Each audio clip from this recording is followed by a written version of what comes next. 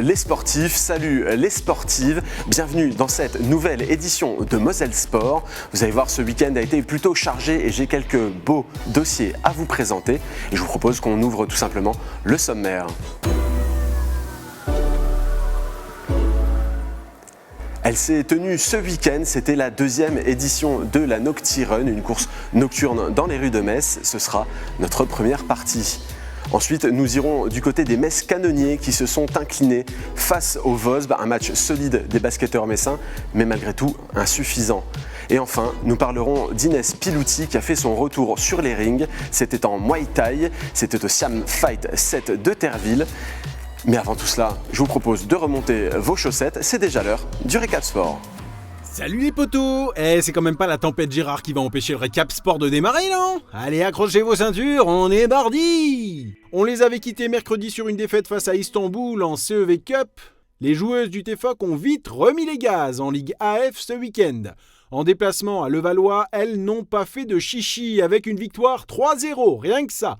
Nous les retrouverons samedi face à Vendeuvre-Nancy. Ce sera évidemment en direct sur Moselle TV à partir de 19h20. Samy Douché, l'ailier droit du Sarrebourg Moselle Sud Handball, a fait ses grands débuts internationaux avec l'Algérie au Mondial IHF. Déjà défaits à 2 reprises, les Fennecs ne connaîtront pas le tour principal mais pourront tenter de se classer en consolante avec la Coupe du Président. Bonne chance, Samy. En basket, les Metz Canonniers ont manqué de justesse pour réellement mettre en danger le VOSB. Ils échouent finalement d'un cheveu après un tir à 3 points de Loïc Akono dans les dernières secondes. Rebond attendu face à Tourcoing samedi soir en Coupe de France. Ce week-end, il y avait aussi du roller derby. Le RDMC accueillait la première phase du championnat de France de National 2. 6 équipes se sont affrontées sur le track pendant 2 jours et le RDMC a brillé en gagnant tous les matchs. Chapeau! Allez, moi aussi, je vais ressortir mes rollers pour la peine. Je pars en promenade. À la semaine prochaine. Ciao, ciao! Il m'a rejoint en plateau, c'est l'encyclopédie du sport messin ou même mosellan. Comment ça va, Arnaud ? Très bien, mon Mathieu, la forme. Alors on va commencer cette émission en parlant de la Nocti Run, cette course qui se déroule entre chiens et loups dans les rues de Metz. Alors entre chiens et loups, pour ceux qui ne l'ont pas, hein, c'est à la tombée de la nuit tout simplement. C'est une belle édition, deuxième édition, autant de succès que la première, voire même plus. Je pensais t'y voir, Mathieu, parce que tu avais pris de bonnes résolutions en 2023. En tout cas, effectivement, c'est une course qui monte vraiment à Metz. On se souvient que l'an dernier, il y avait eu à peu près 1000 participants.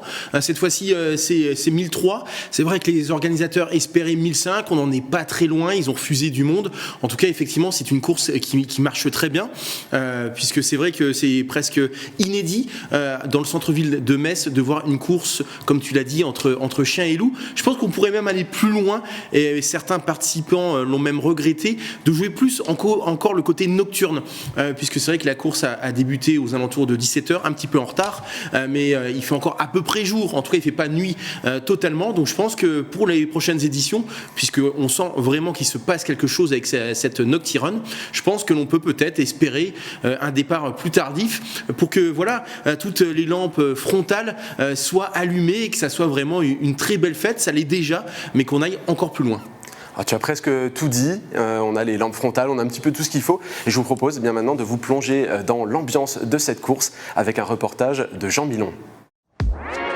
Le panorama est à couper le souffle. La cathédrale, le temple neuf ou encore l'opéra. Un théâtre sans pareil pour des foules inoubliables. C'est quand même cool de voir la ville de Metz avec les lumières et tout, donc ça a quand même un charme un peu différent, quoi.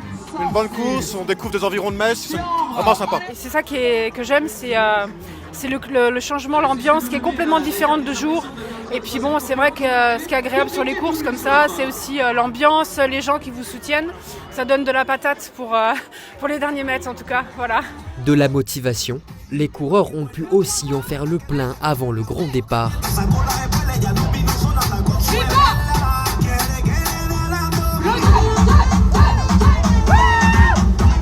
5 km de trail pour certains, 10 pour d'autres.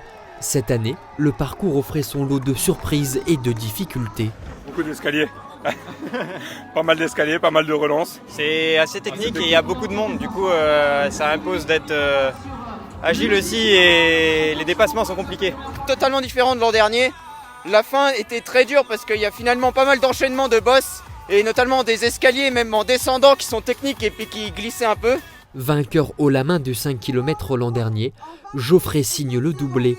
Cette grande fête lui tient particulièrement à cœur grâce à la cause qu'elle défend. C'est surtout pour la bonne cause, parce que c'est quand même pour la lutte pour la violence des femmes. Ça permet aux coureurs d'avoir le t-shirt avec le 3919, qui est le numéro national d'appel contre les violences faites aux femmes. Donc voilà, ça permet d'allier sport, solidarité et de sensibiliser aussi le public.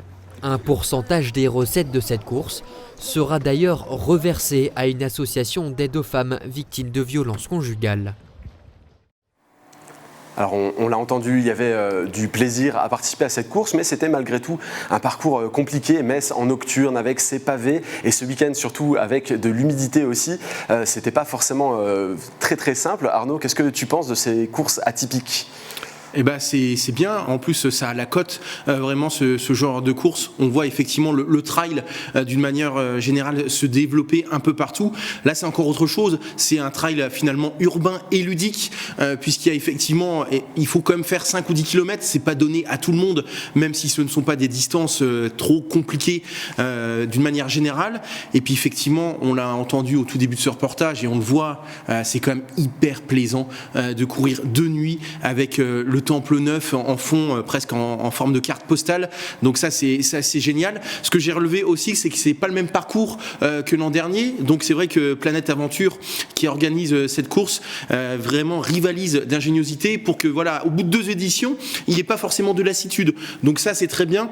Je le disais que c'est quand même pas donné à tout le monde, effectivement, puisque le vainqueur aux 10 km, c'est Mathieu Gandolfi et il a mis 39 minutes. Alors 39 minutes pour 10 minutes sur du plat, c'est déjà pas mal. Je pense que toi et moi, on aurait peut-être du mal à faire 39 minutes. Je pensais. Et effectivement, là, c'est casse-pattes. On l'a vu, il y a des relances, il y a surtout beaucoup d'escaliers. Et Dieu sait que c'est compliqué de rivaliser vraiment entre les escaliers, après de remonter des pentes. Et donc, je pense qu'effectivement, Planète Aventure fait bien les choses et vraiment bravo à cette association d'une manière générale. Et je pense vraiment que Noctirune a trouvé son public et qu'il y aura d'autres éditions. Tu viens de la rebaptiser Noctirune, ouais, c'est la Noctirun. C'est très bien que mon anglais, Mathieu, n'est pas très performant. C'est pas très grave. En tout cas, c'est une course aussi qui attire à la fois les amateurs que les gens qui sont licenciés en club. On a vu une personne qui venait de la 2e, par exemple. C'est important, je pense, d'avoir des courses qui permettent d'ouvrir le champ des possibles et de permettre de mettre un pied dans la course de manière ludique aussi. Oui, c'est pour ça qu'effectivement, les distances proposées par les organisateurs sont plutôt bien vues. 5 km, là encore 5 km pour ceux qui ne font pas de course à pied, ça paraît pas forcément insurmontable, il suffit de s'y remettre 1 ou 2 mois avant et je pense que c'est jouable. 10 km c'est peut-être un peu plus compliqué, encore que quand on a fait du sport depuis un certain temps, on peut s'y remettre assez facilement. Donc oui, je pense que tous les ingrédients mis autour de cette course font que je pense qu'il y a une belle et longue vie pour Noctirun. Ce que je retiens aussi, c'est qu'effectivement il y a la course, il y a le côté ludique et puis il y a le côté associatif, caritatif, avec déjà ces dossards. Moi je trouve ça génial parce que les dossards de nuit, on les voit tout de suite avec ce numéro 3919. Donc c'est le numéro pour appeler pour faire face donc aux violences faites aux femmes. C'est très important. En 2022, je pense que tu as retenu ce chiffre, 104 femmes tuées à cause de féminicide par leur conjoint. C'est énorme. Il y a quelques années, on n'en parlait quasiment pas. Et c'était une aberration. Aujourd'hui, on en parle beaucoup. Et c'est très bien, il faut continuer. Aujourd'hui, il y a trop de violences faites aux femmes, c'est inadmissible et il faut continuer à se battre. Il y a beaucoup d'associations qui luttent au quotidien et je pense que voilà, le sport, on le sait, c'est un vecteur vraiment d'information et de messages. Donc encore une fois, j'ai pas de billes dans Planète Aventure ni Noctirun, mais je pense vraiment que cette course, elle a tout compris. Et encore une fois, c'est la 2e et non la seconde, puisqu'on sait qu'il y a une petite différence. Seconde, ça serait la dernière. Je pense vraiment qu'il y aura d'autres éditions de Noctirun. Tu m'ôtes les mots de la bouche quelque part. J'avais prévu de te parler de ce côté un petit peu social et de ce numéro. Donc on va tout simplement le rappeler, le 3919, le numéro destiné aux violences faites aux femmes. Et sans transition, eh bien, je te propose de basculer vers le monde du ballon orange avec le match des Canonniers contre le VOSB.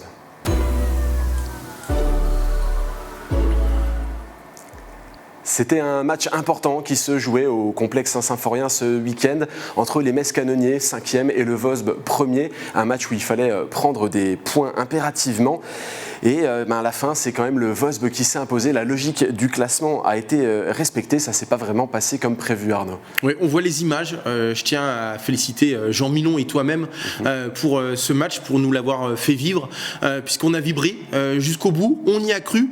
Effectivement, c'est pas passé très loin quand on regarde finalement la physionomie, le score, 65-63. Il y a que 2 petits points, c'est-à-dire quasiment rien, surtout en basket, quand on sait qu'un tir à 3 points est largement dans le champ des possibles pour les joueurs des Metz Canonniers.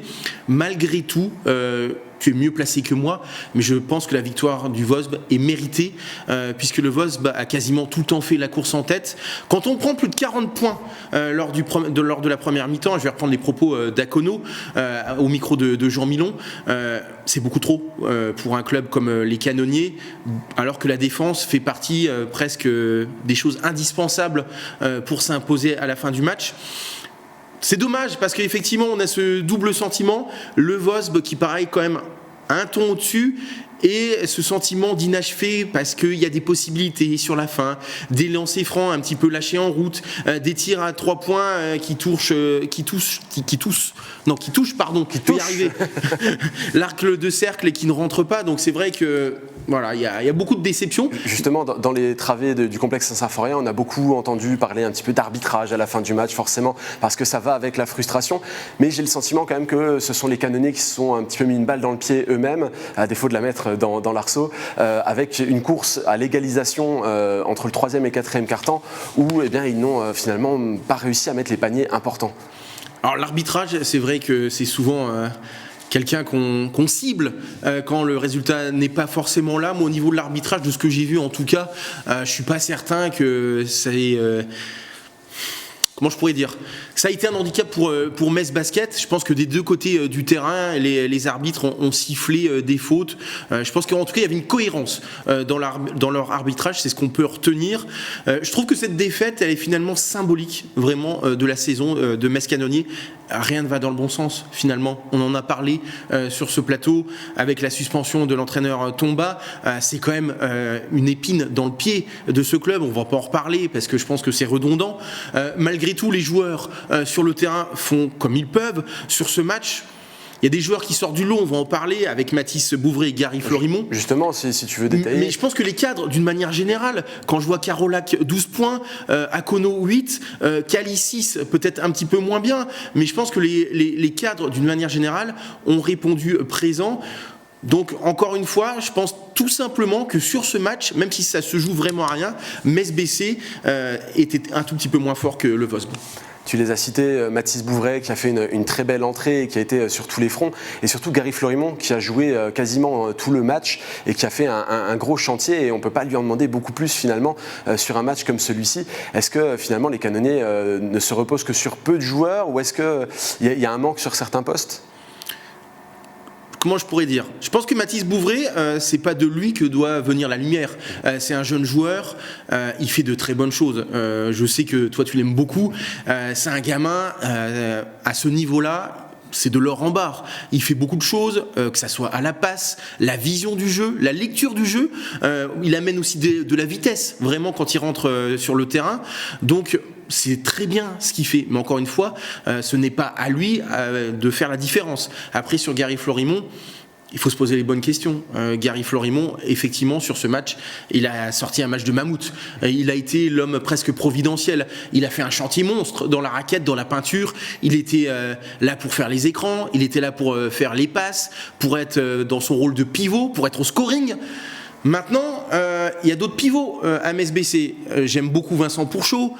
Mais Vincent Pourchaud, à part faire 10 minutes sur un terrain et après être carbonisé, c'est compliqué pour lui. Après, on ne peut pas demander à un joueur qui a un temps de jeu limité parce qu'il ne peut pas en donner plus, d'apporter 10 points et 10 rebonds. Mais c'est aussi ça, d'aller chercher un joueur peut-être un petit peu bankable pour pas simplement des raisons basket. Et encore une fois, Vincent Pourchaud, il a joué dans des grands clubs, mais malheureusement aujourd'hui sa taille est à la fois un atout et un handicap. Et Gary Florimont, il compense ça sur le terrain. Et comme tu l'as dit, il se bat. Il est vraiment le leader que l'on voit.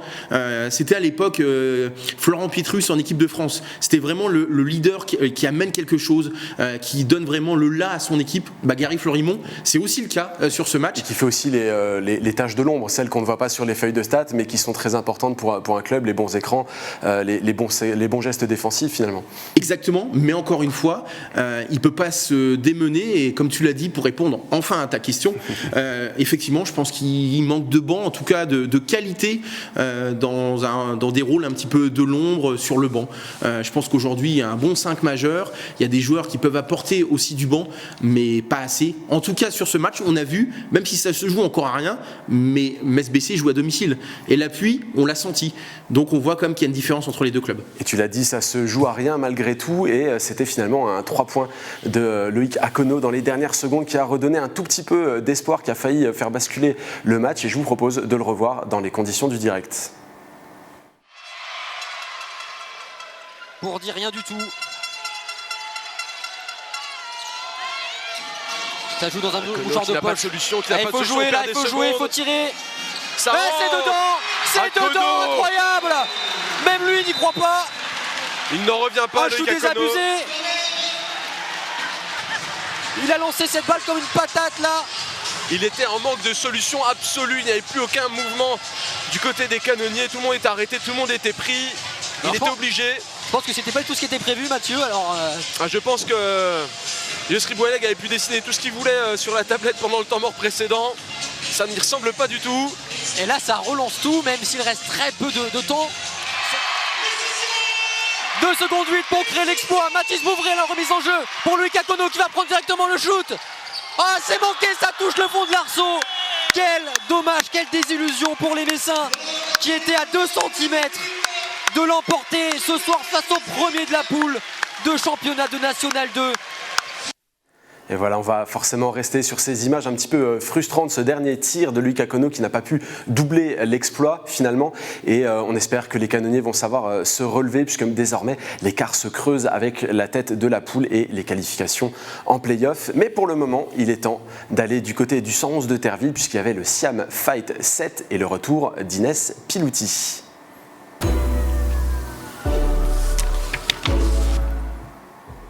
C'était un bel événement au 111 de Terville ce week-end, une salle qu'on a l'habitude, Arnaud, de voir sous le prisme du volleyball, mais que cette fois-ci on a vu avec un petit peu plus d'électricité dans l'air, puisqu'il y avait du Muay Thai notamment, et le retour d'Inès Pilouti. Et je vous propose d'aller voir un petit peu comment ça s'est passé avec un reportage d'Emma Facchetti. C'est dans un silence assourdissant qu'Inès Pilouti, 23 ans, s'échauffe avant le combat. Un petit peu stressée, comme avant chaque combat. La boxeuse professionnelle de Muay Thai, dans la catégorie de moins de 51 kg, n'a pas combattu depuis 6 mois. C'est long parce que quand on boxe, on aime bien boxer assez souvent. Et j'avais hâte de remonter sur le ring. Sur le ring, la perle du Siam Boxing Terville affronte la francilienne Aline Nguyen de la célèbre Team Alamos. Après un combat acharné, prévu en 3 rounds de 3 minutes, devant plus de 800 spectateurs, le verdict tombe.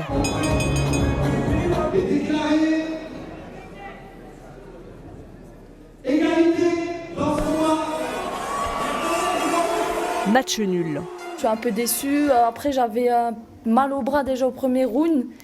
J'avais plus de force dans les bras, dans les jambes, et elle a avancé tout le temps. Après, je pense qu'ils ont mis match nul parce qu'elle a beaucoup avancé sur moi, j'ai beaucoup reculé. Mais après, entre les échanges, j'étais quand même un peu au-dessus. Je l'ai fait tomber 2-3 fois. Corps à corps, c'est moi qui menais. C'est juste qu'elle a beaucoup avancé sur moi. Inès, elle avait bien commencé le combat. Après, je crois que c'est la fatigue du régime qu'elle a fait qui s'est ressentie à la fin du combat. C'était un beau combat en tout cas. C'était serré.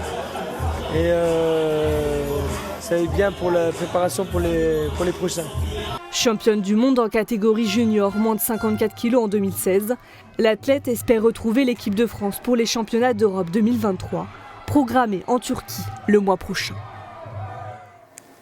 Alors Arnaud, Inès Pilouty n'avait pas combattu depuis 6 mois, c'est long finalement pour une combattante de 23 ans, on a envie d'engranger les combats à cet âge-là, c'est peut-être ça aussi qui fait que ce match se termine en nul. Oui, effectivement, il y a plusieurs raisons. C'est vrai qu'elle avait plus combattu depuis juin dernier et une victoire contre l'Italienne Martina Hira. Donc ça, c'est la première raison.